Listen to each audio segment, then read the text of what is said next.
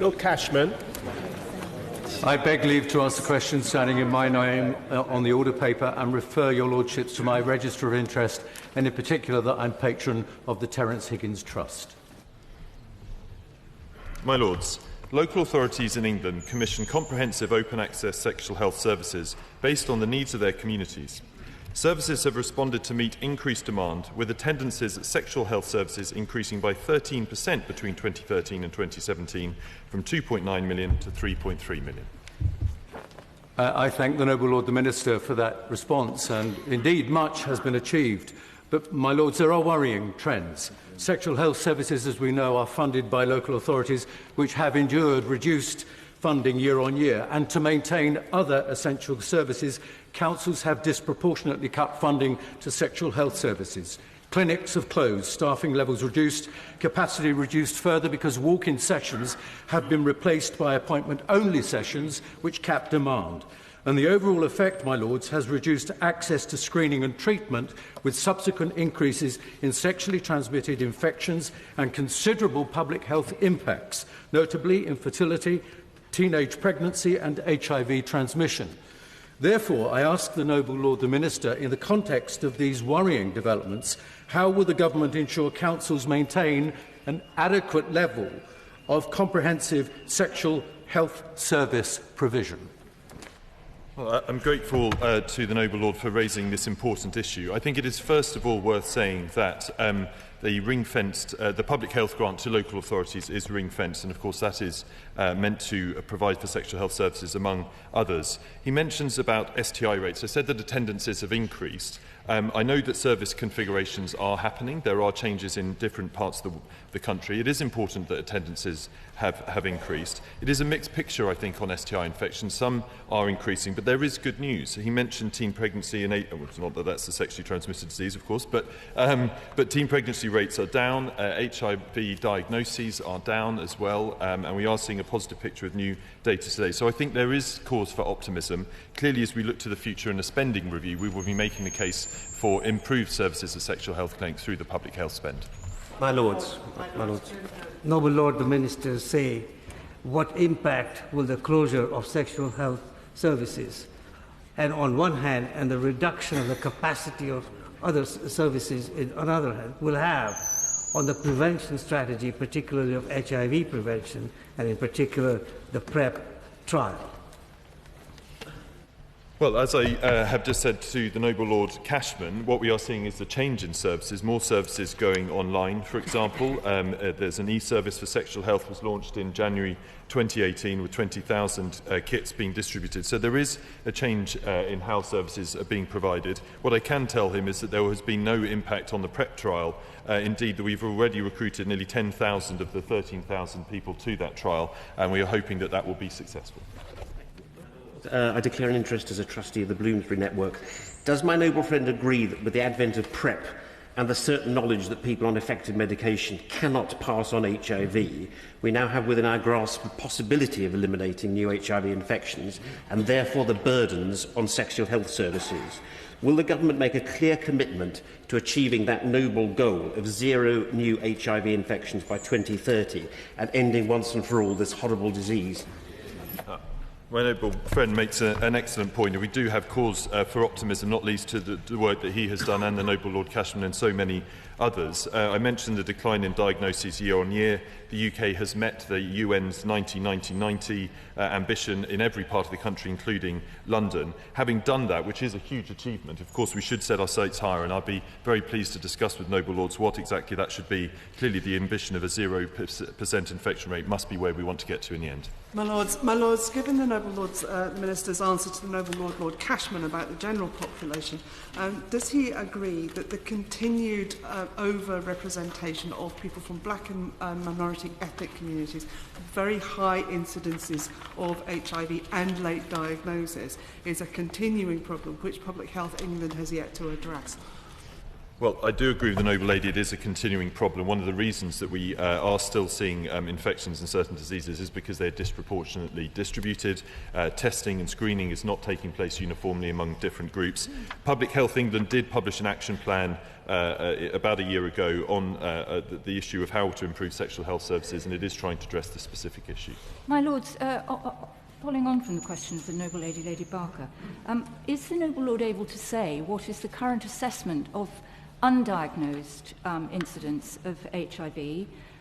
There usually is a quantum that is reckoned to be about where we are with undiagnosed incidents. And can he say, I wanted to raise that because when he says diagnoses have gone down, that of course is a good thing, but it's not necessarily a good thing. So could he give us some information about that? Of course, I'm very happy to. In this case, it is good news that the diagnoses are going down because 92% of sufferers in the UK or people who have HIV have been diagnosed. The UN target was for 90%, and we have exceeded that. So that means 8% is left to get to, and clearly we want to get to a position where everyone is diagnosed, is on treatment, their viral load suppressed, and therefore no new infections can take place. The importance of PrEP has been mentioned by previous Noble Lords.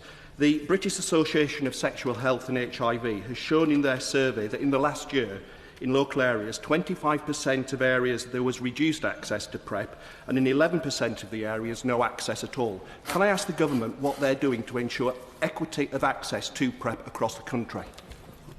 Well, I shall certainly look into that particular issue. Of course, this is the first and largest trial of its kind with the use of PrEP, and we are determined to make sure that all 13,000 people are recruited to it and that is spread across the country. And as I said, we've reached nearly 10,000 already, so I want to do a little bit more digging on that issue, and I'll write to the Noble Lord. My Lords, can the Noble Lord explain to the House what actions the Government are taking to end HIV-related stigma and discrimination, which unfortunately still exists?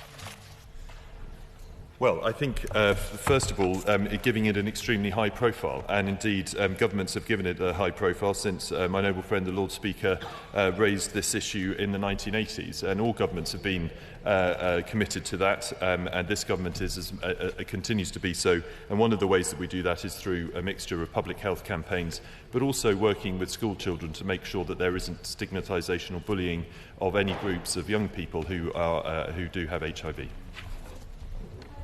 Since there is a moment left, may I ask the Noble Lord to go back to the question I asked him?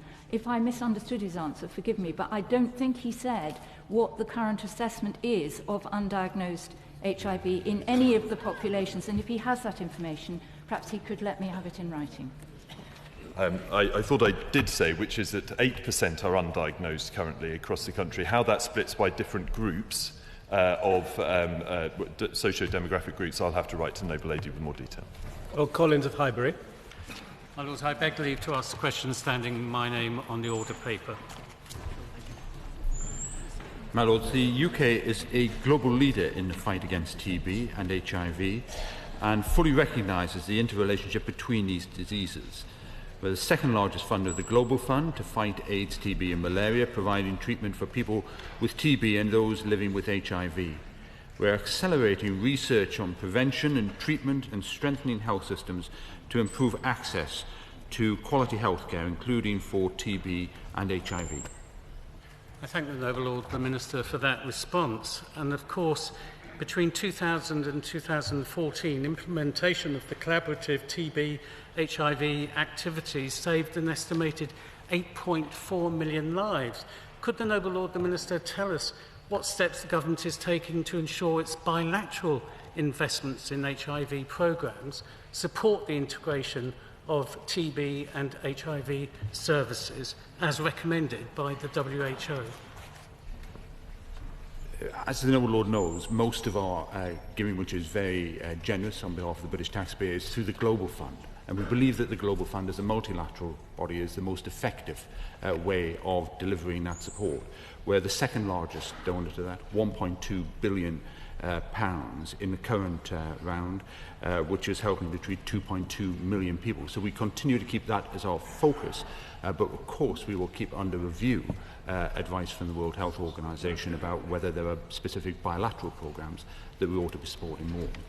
My Lords, I wonder if the Noble Lord the Minister can update the House on the reply that he gave me on November the 2nd about the serious shortage of TB drugs in Uganda. And while he's doing that, if he could return to the question that the Noble Lord Collins asked him about the integration of HIV and TB services as recommended by the World Health Organization. Are we doing that? And what are we doing about the $1.3 billion funding gap in response? Two specifics on the rifampicin in Uganda, which was a specific case that he raised with me.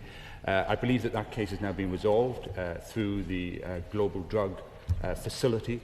6 months' supply have been provided into that. It was caused by the closure of a factory that was a principal supplier in China.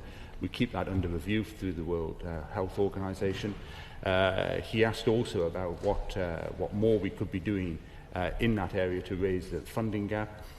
The Secretary of State, Penny Mordaunt, attended a very successful UN General Assembly high-level meeting specifically on tackling TB in the margins of the UN General Assembly. And that set a target for a level of treatments and funding. And at that event, she also announced further funding of £7.5 million to the TB Alliance by ourselves. My Lords, earlier this year I visited a lab in London which is at the centre of efforts to develop HIV and TB vaccines run under the auspices of the International AIDS Vaccine Initiative, EARV. Since then, breakthrough clinical trials show that an effective TB vaccine could be possible. But despite this, the government no longer funds this work. And yet, we know that without vaccines, we will not end the epidemics. So could I ask the Minister, will he revisit this decision so that we can support UK science and deliver on our SDG promise to end TB by 2030? On the specifics of vaccine, that's something that obviously we work very closely with our friends in my noble friend in the Department for Health and Social Care. On that particular issue. DFID did fund some candidates for potential vaccines in the past. It's a very long-term project, and I think basically there was such a sort of demand for scarce resources, we had to allocate them correctly, but I think that our position would be that if there are promising candidates for a vaccine, then we'd very much want to look at them at the possibility of funding them. As someone who was rescued from the clutches of this disease by wonderful NHS treatment, does the Minister agree that TB is something that can remain dormant in the human body until time of great stress or malnutrition? Therefore, it is the combination of drug efficacy and, I'm afraid, poverty that can exacerbate this problem. Well, that's very true, and that's the reason why we see, of course, that the vast majority of cases of TB around the world, an estimated 10 million new cases just in the past year, leading to potential deaths of 1.6 million people, are predominantly in low-income countries, which is also where the UK aid budget is focused most. Lords, does my noble friend the greatest barriers to tackling HIV and its comorbidities like TB and indeed hepatitis is the continuing burden of the criminalisation of homosexuality in so many countries, which makes proper health education almost impossible? Will he restate the government's strong and very welcome commitment to tackling that scourge of criminalisation? We will do that, of course. I think there are some 72 countries around the world that criminalised some degree same-sex relationships. 36 of those are actually in Commonwealth countries, and that was the reason why we mentioned that at the Commonwealth Heads of Government meeting. There is a kind of note of humility that we do have to take there, because in some of the conversations that I actually had at that meeting, it was pointed out to me that the actual legislation heralded from British colonial rule. And so therefore we do need to be very humble and careful in the way we approach it, but it's absolutely right that we should highlight that these laws should be changed. There's something of the past, and they inhibit tackling this very prevalent disease. My Lords, it's good that we are such a major donor to trying to solve this problem. Yet, nevertheless, as the Noble Lord Alton has pointed out, there is still a huge funding gap. What attempts are being made to draw together international partners to give this a much higher priority, and in particular to ensure that we really can fund these relatively low-cost, very effective TB drugs, which are making such a difference?